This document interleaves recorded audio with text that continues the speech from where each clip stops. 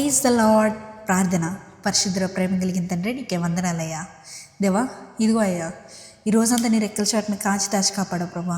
ఏ తెగులు మమ్మల్ని సమీపించకుండా నీ రెక్కల చాటును మమ్మల్ని కప్పవేసాయి. నీకే కోట్లాది వందనములు తండ్రి. ఇదిగో అయ్యా, ఈ సమయంలో ప్రభా ఎవరెవరైతే ప్రార్థనలు ఎక్కిపిస్తున్నారో ప్రతి ఒక్కరి గురించి ప్రార్థిస్తున్నాం ప్రభా. దేవా వారి జీవితంలో ఈరోజు ఎన్నో తప్పిదాలు చేసి ఉండొచ్చు, మిస్టేక్స్ చేసి ఉండొచ్చు, కానీ ప్రభా సమస్తాన్ని చూసే దేవుడు నీవే అయ్యా.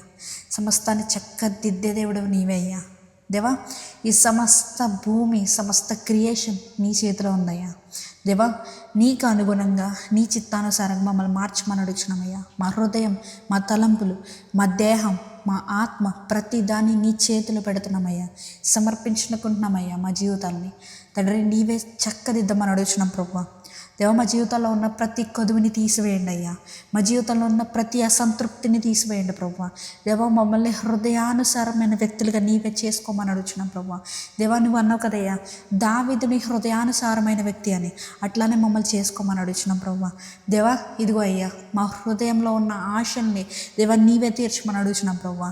దేవా మేము దేని గురించి అయితే మా జీవితంలో ఈ కార్యం జరగాలి, మా జీవితంలో ఈ బ్రేక్ త్రూ రావాలని ఆశపడుతున్నామా, ప్రతి దాన్ని నీ చిత్తానుసారంగా మా జీవితంలో జరిగించమని అడుగుతున్నామయ్యా.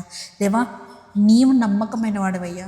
ఈ లోకంలో ఉన్న ప్రతి ఒక్కరికంటే నీవే నమ్మకమైన వాడివయ్యా. దేవా నీవు తప్ప మా జీవితంలో కార్యాలు జరిగించేది ఎవ్వరూ లేరయ్యా.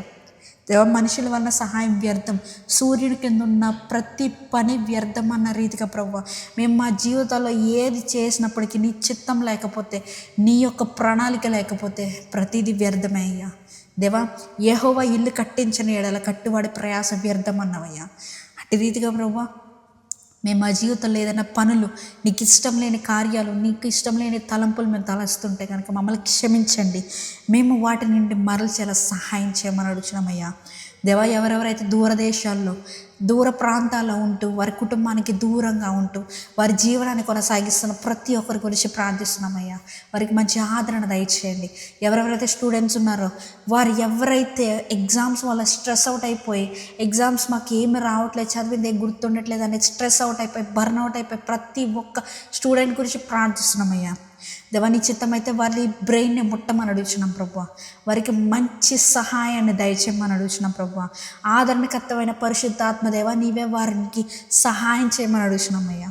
తండ్రి ఇదిగో అయ్యా, ఎవరెవరైతే వృద్ధాప్యంలో ఉన్న ప్రతి ఒక్క వృద్ధాప్యపు తల్లిదండ్రుల గురించి ప్రార్థిస్తున్నాం ప్రభా.